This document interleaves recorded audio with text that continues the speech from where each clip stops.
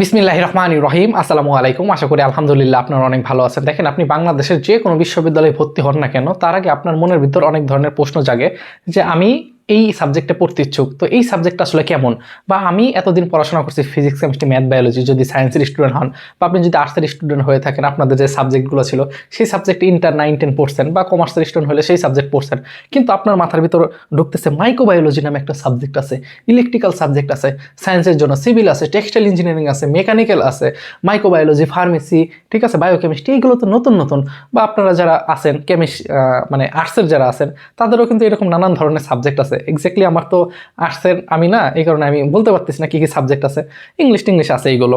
তো 9-10 ইন্টার পড়াশোনা করছেন একরকম সাবজেক্টে, এখন শুনতেছেন ভার্সিটিতে নতুন নতুন কিছু সাবজেক্ট। তো এই সাবজেক্টগুলো আমি পড়বো, এগুলো আসলে কেমন, আপনি বুঝবেন কিভাবে কোন ইউনিভার্সিটির কোন সাবজেক্টটা ভালো? সো আমি বড় ভাই হিসেবে আপনাদের উদ্দেশ্যে একটু বিস্তারিত বলবো, এবং আপনি জাস্ট এই ট্রিক্সগুলো ফলো করবেন। এগুলো ফলো করলে আশা করি আপনি বুঝতে পারবেন কোন ভার্সিটির কোন সাবজেক্টগুলো ভালো। এক নাম্বার কথা, আপনি যে ইউনিভার্সিটিতে পড়তে ইচ্ছুক সেই ইউনিভার্সিটি দেখবেন ফেসবুকে কম করে হলো 3 থেকে 4টা গ্রুপ আছে। যে ইউনিভার্সিটি পড়বেন, ধরেন ঢাবিতে পড়বেন, দেখবেন ঢাবির 3-4টা না, ঢাবির 300 উপরে গ্রুপ আছে ফেসবুকে, ঠিক আছে? ওকে। সো আপনার প্রথম কাজ হচ্ছে সেই সকল গ্রুপে জয়েন হওয়া, এক নাম্বার কথা। 2 নাম্বার কথা হচ্ছে ওই গ্রুপে আপনি কখনোই বলবেন না যে এই সাবজেক্ট ভালো নাকি খারাপ। আমি আবার বলতেছি, আপনি যেই সাবজেক্ট নিয়ে পড়তে ইচ্ছুক সেই সাবজেক্টটা ভালো নাকি খারাপ এটা কখনোই বলবেন না। কারণ ওই পোস্ট যদি আপনি করেন 100-এ 100 ওই ইউনিভার্সিটির কোনো স্টুডেন্ট বলবে যে হ্যাঁ এটা ভালো। কারণ একটু চিন্তা করেন, ধরেন আপনি, বুঝাই ভিডিওটা সম্পূর্ণ দেখবেন অনুরোধ, কারণ আমরা তো ফালতু কোনো ভিডিও করি না, তাই না? ভালো ভিডিও করি, আপনার জ্ঞানমূলক, আপনার জানবেন, ইভেন আপনার পরবর্তীতে যখন আপনার জুনিয়ররা কখন যাবে আপনি তাকে অ্যাডভাইস দিতে পারবেন ইনশাল্লাহ। ধরেন ক নামে একটা ইউনিভার্সিটি আছে, এখন এই ক নামে একটা ইউনিভার্সিটিতে ধরেন A, B, C, D নামে 4টে স্টুডেন্ট পড়াশোনা করে, কথা বুঝতে পারছেন? এখন আপনি হচ্ছে এক্স নামে একটা, এক্স হচ্ছে আপনি। তো এখন এই এক্স আপনি ক নাম্বার ইউনিভার্সিটি মানে ক বিশ্ববিদ্যালয়ে আপনি পড়তে ইচ্ছুক, তো আপনি এই ক নাম্বারের জন্য আলাদা ফেসবুকে গ্রুপ আছে, হ্যাঁ, এফবি গ্রুপ আছে। কিসের জন্য? ক এর জন্য, মানে ক ইউনিভার্সিটির জন্য। বোঝার চেষ্টা করেন। তো আপনি কি করলেন, এইখানে এসে একটা ফেসবুকে পোস্ট দিলেন, কথা বুঝছেন? কি পোস্ট দিলেন? যে আমি হচ্ছে আপনার ধরেন কি বলবো, ধরেন ম্যাথ, কথার কথা বোঝার সুবিধার্থে, যে ম্যাথ সাবজেক্টে পড়তে ইচ্ছুক, তো ম্যাথ সাবজেক্টটা কেমন। তো এই গ্রুপগুলোতে অলরেডি এই ABCD স্টুডেন্টগুলো কিন্তু এই গ্রুপে অলরেডি জয়েন করা, ঠিক আছে? গ্রুপগুলোতে জয়েন করে, এবং সবচেয়ে মজার বিষয় হচ্ছে ABCD যে স্টুডেন্ট 4টা আছে, এই 4টা আবার এই ম্যাথ সাবজেক্টে পড়ে, কথা বুঝেন? তো এ নামে মানে এই এ নামক স্টুডেন্টটা কিন্তু আপনার এই যে ম্যাথ সাবজেক্টটা কেমন আপনি গ্রুপে পোস্ট করছেন, সে কিন্তু কখনোই বলবে না ভালো বা খারাপ। কারণ সে যখন খারাপ বলবে, BCD এই 3টে স্টুডেন্ট কিন্তু তাকে অবশ্যই নক দিবে যে তুই এই ধরনের কমেন্ট কেন করছিস। মানে সে যে কমেন্টই করুক, ভালো করুক খারাপ করুক, এই এক্স নামক, আপনি যদি মেয়ে হয়ে থাকেন তাহলে এ নামক এই লোকটা যখন এখানে কমেন্ট করবে, সে যে কমেন্টই করুক ওরা স্বাভাবিকভাবে মজা নিবে, ঠিক আছে? সো আপনি যেই প্রশ্ন করেন এরা সবসময় চেষ্টা করবে অলওয়েজ ভালো, যে হ্যাঁ এই সাবজেক্টটা ভালো, কেউ কখনো খারাপ তার ডিপার্টমেন্ট বলে না। যদি আপনি পাবলিকলি পোস্ট করেন, তাহলে ভাই এখন কিভাবে বুঝবো ভাই যে আসলে কোন সাবজেক্টটা ভালো, তাই না? আসেন পয়েন্টে কথা বলি, খুব বোঝার চেষ্টা করবেন। 1 নম্বর পয়েন্ট, আপনি যে ইউনিভার্সিটিতে পড়তে ইচ্ছুক, যেই সাবজেক্ট নিয়ে পড়তে ইচ্ছুক, এখন মনে প্রশ্ন হতে পারে ভাই সাবজেক্ট কীভাবে বুঝবো, সেটা পরে আসতেছি। আসেন পয়েন্টে, যেই সাবজেক্ট নিয়ে পড়তে ইচ্ছুক শালি, জাস্ট আপনি যেটা করতে পারেন, শুনবেন যে আপনি যে ইউনিভার্সিটি পড়তে ইচ্ছুক, যে সাবজেক্ট নিয়ে পড়তে ইচ্ছুক, সেই ভার্সিটির সেই সাবজেক্টটা বর্তমানে কত নাম্বার ব্যাচ চলে, ব্যাচ নাম্বার।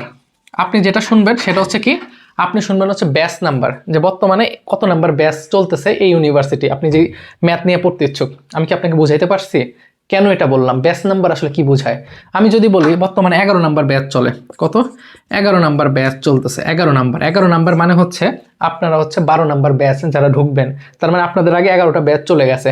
মনে রাখবেন, যে ইউনিভার্সিটি যেই সাবজেক্টটা অনেক বেশি পুরানো, অনেকগুলো ব্যাচ বের হয়ে গেছে, সেই ইউনিভার্সিটি সাধারণত অনেক ভালো হয়। আমরা সাস্টের CSC কেন ভালো বলি? কারণ এইটা অনেক পুরানো একটা ব্যাচ। খুলনা ইউনিভার্সিটি ফার্মেসি কেন ভালো বলি? কারণ ওইখানে অলমোস্ট আপনারা যারা এখন যাবেন, আমি যতটুকু জানি 34 না 35 নম্বর ব্যাচ, তার মানে 30-এর উপরে স্টুডেন্ট কিন্তু বের হয়ে গেছে। তাদের অ্যালামনাই আছে, কথা বুঝতে পারছেন? অ্যালামনাই মানে সংগঠন আছে, ঠিক আছে? বিভিন্ন ভার্সিটিতে দেশের বাইরে পড়াশোনা করতেছে, PhD MSc করতেছে, কথা বুঝতে পারছেন? সো এই কারণে আমরা বলি, হ্যাঁ এটা হচ্ছে আমার নিজের ওপিনিয়ন। আপনি শুনবেন যে কত নাম্বার ব্যাচ চলতেছে, তাহলে ABCD অবশ্যই আপনি যখন প্রশ্ন করবেন ম্যাথের এই ক নামে মানে ক নাম্বার যে বিশ্ববিদ্যালয়টা আছে এটার এই ম্যাথ সাবজেক্টে কত নাম্বার ব্যাচ চলে, দেখবেন ABCD বলতেছে যে ভাই এত নাম্বার ব্যাচ চলে, তখন আপনি বুঝে যাবেন যে 4 নাম্বার ব্যাচ। 4 নাম্বার ব্যাচ মানে খুবই নতুন একটা ব্যাচ। কোন একটা ইউনিভার্সিটি অ্যাটলিস্ট 12 থেকে 14টা ব্যাচ যদি বের হয়ে যায় তখন আমরা বলতে পারি যে হ্যাঁ এটা একটা ব্যালেন্স কন্ডিশনে আছে। বিশেষ করে সায়েন্সের স্টুডেন্টের জন্য। কেন? একটা সায়েন্সের স্টুডেন্ট যখন কোনো একটা ইউনিভার্সিটি পড়তে চায়, বিশেষ করে ইঞ্জিনিয়ারিং সাবজেক্টগুলোর জন্য অবশ্যই ল্যাব ফ্যাসিলিটিস অনেক প্রয়োজন। কথা বুঝতে পারছেন? দেখেন অনেস্টলি আসলে এগুলো অন স্ক্রিন বলা ঠিক না, আমরা ইলেকট্রিক্যাল পড়াশোনা করি। বাংলাদেশে বিভিন্ন এরকম অনেক ইউনিভার্সিটি আছে, এমন অনেক প্রতিষ্ঠান আছে যে তাদের আসলে পর্যাপ্ত পরিমাণ আসলে ওই ইকুইপমেন্ট নাই আমাদের যে ল্যাবে নিয়ে যাবে, ল্যাব এক্সপেরিমেন্ট, দক্ষ টিচার নাই। কথা বুঝতে পারছেন? ইনস্ট্রুমেন্ট আছে যেগুলো নষ্ট, পুরানো, চলে না, এরকম নানান সমস্যা আছে। কথা বুঝতে পারছেন? কিন্তু যেটা অনেক বেশি পুরানো সেগুলোতে এরকম নষ্ট হলে আবার নিয়ে আসে। হ্যাঁ, আমি কি বুঝাইতে পারতেছি? সো কোনো ইউনিভার্সিটি আসলে খারাপ না, আমরা এটা কখনো বলতে পারি না। আমরা বিচার করি কিসের ভিত্তিতে? আমরা বিচার করি হচ্ছে সাবজেক্টের ভিত্তিতে। আমি কি বুঝাইতে পারছি? সো সাবজেক্টটা আসলে অনেক বড় ফ্যাক্টর, অনেক ইস্যু।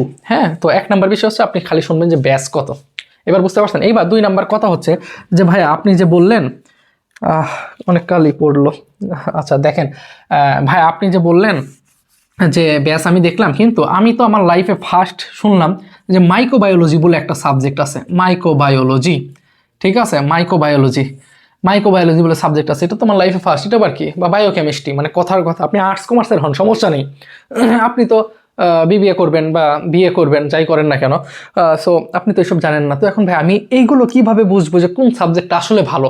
আমি বুঝলাম যে এই সাবজেক্ট নিয়ে আমি পড়তে ইচ্ছুক বা এটা আমার, তো এখন এটা কি? সো আপনার যদি আমার মানে একটা কথা বলবো, সেটা হচ্ছে যে আমার ফার্স্ট যদি আজকে ভিডিও দেখেন, যদি মনে করেন যে ভিডিওটা বা ভাইয়ের কথাগুলো আমি বুঝতে পারতেছি বা আমার উপকার হচ্ছে, তাহলে অবশ্যই এই সকল ভিডিওর জন্য ওয়েট করেন। ইনশাল্লাহ আমি এই সকল ভিডিও আপলোড করবো 1 বাই 1 করে, একটু ধৈর্য ধরেন।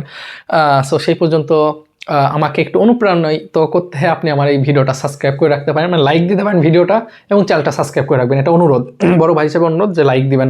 লাইক দিলে হবে কি, এই ভিডিওটা অনেক মানুষের কাছে রিচ করবে, ওরাও দেখতে পারবে, এতে ওরাও উপকৃত হবে। সো আপনারা তো চান একটা মানুষ আরেকটা মানুষকে উপকার করতে, তাই না?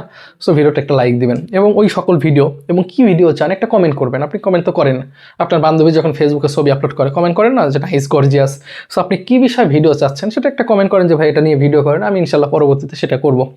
সো একটু সাবস্ক্রাইব করে রাখেন। সো এবার দেখেন, সো আপনি দেখবেন যে অবশ্যই 11 নাম্বার 12 নাম্বার। এখন এখানে কথা আছে, আপনারা যখন সাবজেক্ট চয়েস দিবেন, সাবজেক্ট চয়েস এটা নিয়ে আমি একটা ভিডিও দেবো ইনশাল্লাহ। আপনারা কমেন্ট করিয়েন, আমার আসলে অনুপ্রাণিত হই যখন আপনারা কমেন্ট করেন, লাইক দেন, তখন আমি দেখতে পাই আপনাদের কমেন্টগুলো। হ্যাঁ, সো আমি যেটা বলতেছিলাম যে সাবজেক্ট চয়েস আপনি যেটা দিবেন ওটা যে আসবে বিষয়টা এমন না। বিষয়টা একটু ক্লিয়ার করি। ধরেন এই যে ক নামক ইউনিভার্সিটি আছে, এখানে টোটাল 12টা সাবজেক্ট আছে। কয়টা সাবজেক্ট? 12টা। তার ভিতর টপ 3টা সাবজেক্ট আছে, কারণ একটা ইউনিভার্সিটি প্রত্যেকটা সাবজেক্ট টপ থাকে না। এখন বলতে পারেন টপ মানে কি ভাই? টপ মানে কি? টপ মানে হচ্ছে যেইটার চাহিদা অনেক বেশি, যেটা অনেক আগে আগে ফুরায় যায়। কথা বুঝতে পারছেন? সেটাকে আমরা সাধারণত টপ সাবজেক্ট বলি। সো এখন যে সকল স্টুডেন্ট, দুঃখিত, যে সকল স্টুডেন্ট লাস্টের দিকে মেরিট আছে তারাও চায় টপ পড়তে, টপ সাবজেক্টগুলোতে পড়তে, তারাও কিন্তু চয়েস দেয় টপ ওই 3টা আগে, 1 2 3, তারপরে বাকি যে আপনার 9টা থাকে সেটা দেয়। তো সে পাক আর না পাক সে টপ সাবজেক্টগুলো দেয়, কিন্তু আপনার টপ সাবজেক্ট তো ওই লাস্টের দিকে পজিশন পেয়ে আসবে না, তারপর তাদের ইচ্ছা করে তারা দেয়। তো লাস্টের সাবজেক্টগুলো যদি পড়েন তাহলে কি আসলে লাইফে কিছু করতে পারবেন, নাকি আপনার অন্য একটা বিশ্ববিদ্যালয়ে অন্য একটা সাবজেক্ট আছে কী করণীয়, এই সকল বিষয়ে আমরা ইনশাল্লাহ পরবর্তীতে একটা ভিডিও দেবো। আপনাদের প্রশ্ন ছিল যে কোন বিশ্ববিদ্যালয়ে কোন সাবজেক্টটা ভালো, আমি এটা বুঝবো কীভাবে? এটা হচ্ছে ব্যাচ নাম্বার দেখে বুঝতে পারবেন, কারণ ওইখানে টিচারগুলো অনেক পুরানো, অনেক এক্সপিরিয়েন্স, PhD হোল্ডার টিচারগুলো আছে। কথা বুঝতে পারছেন? এরকম অনেক বিষয় থাকে। হ্যাঁ, সো এই ছিল কথা। কারণ আমরা অনেক সময় দেখি DCSP এক জেলা থেকে আরেক জায়গা স্থানান্তর হয়, কিন্তু বিশ্ববিদ্যালয়ের টিচারগুলো স্থানান্তর হয় না। ঠিক আছে, ওই বিশ্ববিদ্যালয়ে থাকে, কিন্তু সে PhD করতে দেশের বাইরে যায়। তার মানে কি? তার এক্সপিরিয়েন্স অনেক বেশি, তার জ্ঞান অর্জন তারও বেশি। তো সে PhD করে আবার ব্যাক করে আপনাকে যখন পড়াবে তত বেশি অভিজ্ঞতা লাভ করবে না? যেমন আমাকে উদাহরণ দেন, আমি যখন ফার্স্ট ইয়ারে ছিলাম তখন আমি কোনো একটা স্টুডেন্টকে পড়াইতে গেছি। এখন 5 বছর শেষ হওয়ার পর আমি যদি অন্য একটা স্টুডেন্টকে পড়াইতে যাই, ইন্টার একটা স্টুডেন্ট পড়াইতে যাই, তাহলে আমার 5 বছর অভিজ্ঞতা আরও বাড়ছে না? পড়াইতে পড়াইতে একইভাবে তাদেরও অভিজ্ঞতা অনেক বাড়ে, আর লেভেলও অনেক বিষয় থাকে। হ্যাঁ, সো আপনি দেখবেন যে ব্যাস কত। সো এই পর্যন্তই ছিল। দোয়া রাখবেন আমার জন্য। অ্যাজ এ মুসলিম হইলে অবশ্যই অনুরোধ থাকবে 5 ওয়াক্ত নামাজ পড়া, দোয়া রাখবেন, এবং অন্যান্য যে ধর্মাবলম্বী আছে আপনারা আপনাদের ধর্ম পালন করবেন। ভালো থাকবেন, নিজের খেয়াল রাখবেন। আসসালামু আলাইকুম।